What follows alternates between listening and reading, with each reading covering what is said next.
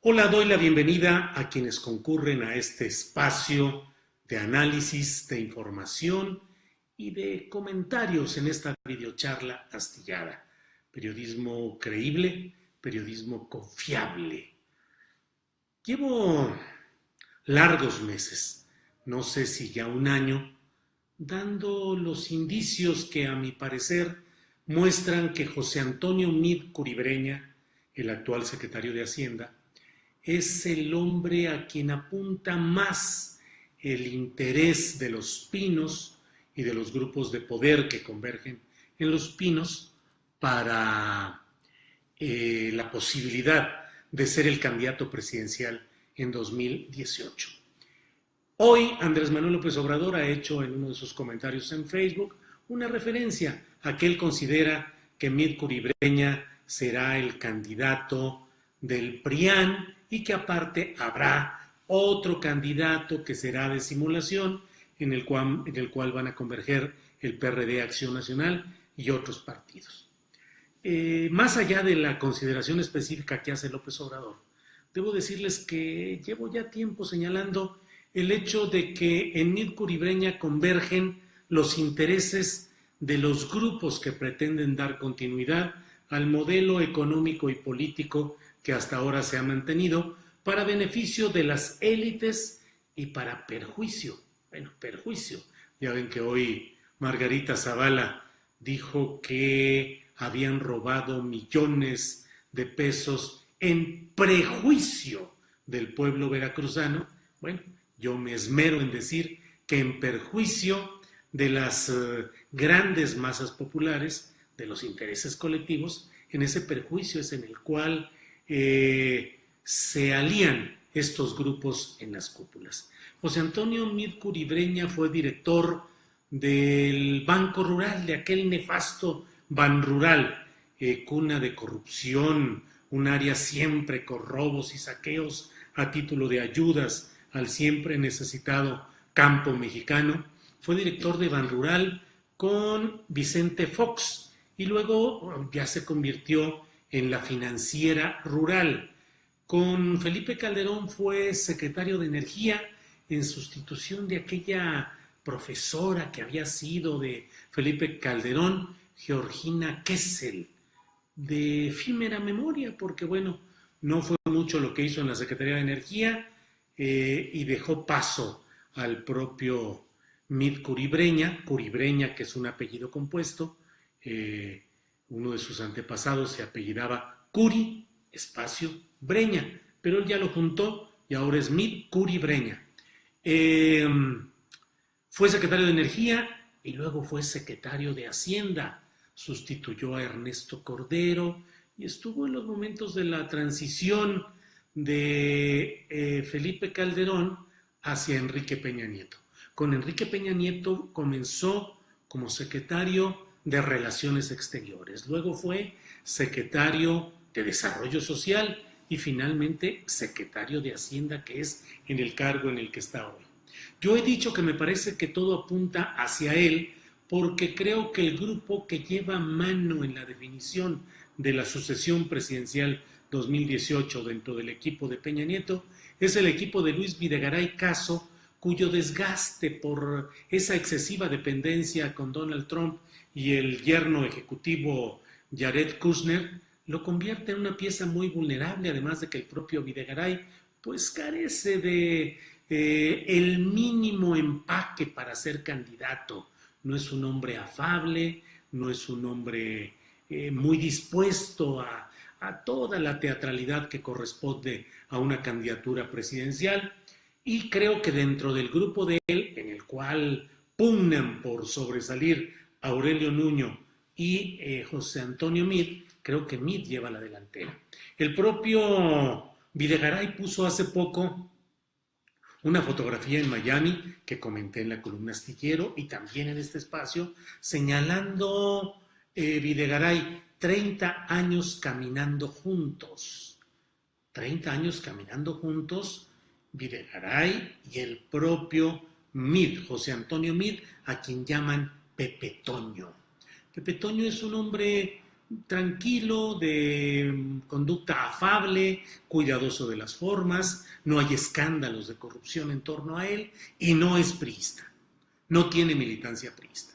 Eso hace que dentro de los esquemas políticos que maneja el PRI para 2018 hay una plena conciencia de que la fama pública del PRI y de los personajes netamente priistas generará un voto de castigo muy fuerte que seguramente llevaría al PRI a la derrota electoral. Por eso han estado hablando, por ejemplo, de José Narro, de quien se dice que debido a que fue rector de la UNAM, tendría una facilidad de comunicación con los jóvenes, universitarios o no, y que es un hombre que tampoco tiene escándalos de corrupción y que simplemente el mayor tache que se le hace es el de formar parte de ese grupo faccioso dentro de la UNAM que ha mantenido el control con sus asegúnes y pleitos internos, pero desde la etapa del doctor de la Fuente hasta pasar por el propio Narro y estar con el actual rector Graue, que a pesar de pleitos que tienen por vanidades, ascensos y descensos de sus grupos y su gente, sin embargo, son el mismo grupo político. Bien, pues si no estuviera todo esto, seguramente el PRI podría poner,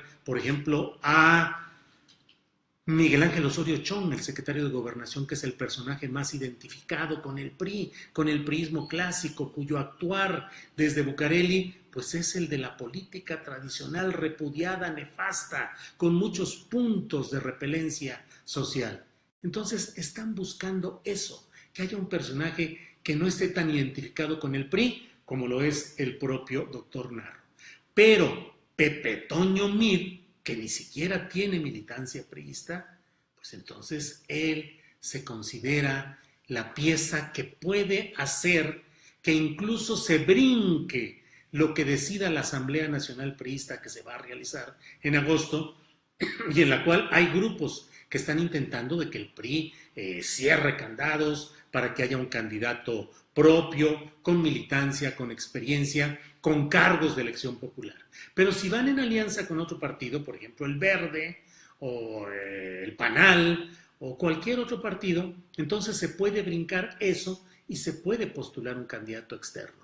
Ese es el camino que se busca con Pepe Toño Mir. Veamos datos y, por ejemplo, hace poco surgió una corriente de priistas rebeldes, entre comillas, que impugnan lo que ha perdido el PRI, el desgaste, los millones de votos, los cargos públicos que se han perdido, y dicen ellos que se necesita una recomposición profunda, una recomposición que haga que se recupere la posibilidad de ganar las próximas elecciones. Encabeza ese movimiento un exdiputado federal siempre relacionado con grupos mexiquenses, José Ramón Martel López, quien fue asesor político de José Antonio Meade en la Secretaría de Desarrollo Social.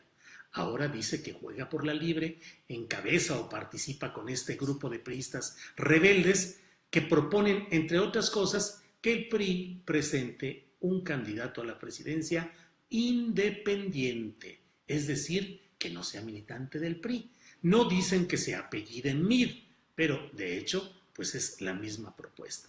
En ese grupo participa también la exgobernadora de Yucatán, Ivonne Ortega, quien está jugando a la crítica, al análisis profundo, a la denuncia. Dice que también es denunciada, también ha sido espiada por instancias federales, pero en el fondo es la búsqueda de crear la apariencia de un movimiento interno priista que finalmente converja, termine desembocando en la candidatura de Pepe Toño Meade. Bien, pues estemos atentos a todo esto porque finalmente son los acomodos de ese gatopardismo que busca quedar en lo mismo haciendo cosas que parezcan diferentes. Leo algunos de los comentarios de ustedes, son lo mismo, sí, exacto.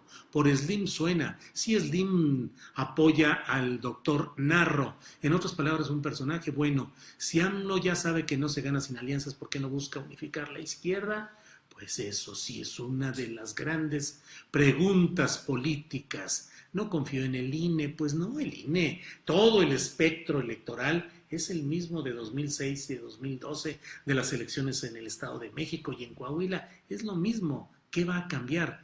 Narro o Pepe Toño y si no, el fraude. O bien con Narro o con Pepe Toño y además el fraude. Pues ¿cuál es el problema? Felicidades, tocayo, te cayó tu aniversario. Finalmente al que pongan por el PRI hay que buscar que no quede. Y Beltrones y Gamboa, pues Beltrones y Gamboa están empujando a sus hijos, por ejemplo, Gamboa a su hijo, Beltrones a su hija. Y creo que su participación no será como aspirantes a la presidencia de la República. De Gamboa se habla que puede ser el próximo presidente del PRI para evitar que haya luchas internas, desgarramientos, que él puede unificar a todos los grupos. Narro dilapidó sus bonos que traía de la UNAM al convertirse en matraquero de Peña Nieto, dice José Ariel Cortés. Las elecciones se decidirán a tercios nuevamente. Sí, pero si se van a tercios, quiere decir que, por ejemplo, Morena y López Obrador solamente van a tener un 30-33% y que las posibilidades de que el otro 66% haga maniobras para salir adelante, pues son muchas. El gran problema es que López Obrador puede estacionarse en sus cifras históricas, en su voto duro, en el que ya tuvo en otras ocasiones puntos más, puntos menos, y que al no haber alianzas o nuevos ingredientes que le hagan realmente detonar una gran participación popular, pues entonces todo quede como en las ocasiones anteriores, 2006-2012. Hoy en Culiacán, Enrique de la Madrid declaró que sería un honor para él ser candidato a presidente. Sí, Enrique de la Madrid es del mismo grupo de Videgaray y de Mir. Está haciendo el caldo gordo y está jugando a que él quiere ser candidato porque finalmente Peña Nieto les ha dicho que abran su juego, que abran sus cartas a algunos personajes, entre ellos Federico de la Madrid, que sabe que no puede ser, no llegará a ser candidato, no tiene fuerza, no tiene base social, pero jugará para apoyar al equipo de Videgaray, de Nuño y de Mid. Todos los candidatos son malos, como el tricolor de Osorio el entrenador, el director técnico, o también Osorio Chong, el secretario de Gobernación. Lo que sea menos PRI, PAN, PRD. Bueno, jajaja, y Yunes. Bueno, pues les agradezco mucho su atención. Ya hemos hablado de Pepe Toño Mid, el tapado que ya se anda destapando, anda dando entrevistas, comentarios, promoviendo a sus grupos, y por ahí va el tiro, la tirada. Sigamos en contacto aquí en estas videocharlas astilladas, donde analizamos, informamos, comentamos, siempre periodismo con credibilidad, periodismo confiable. Gracias por hoy.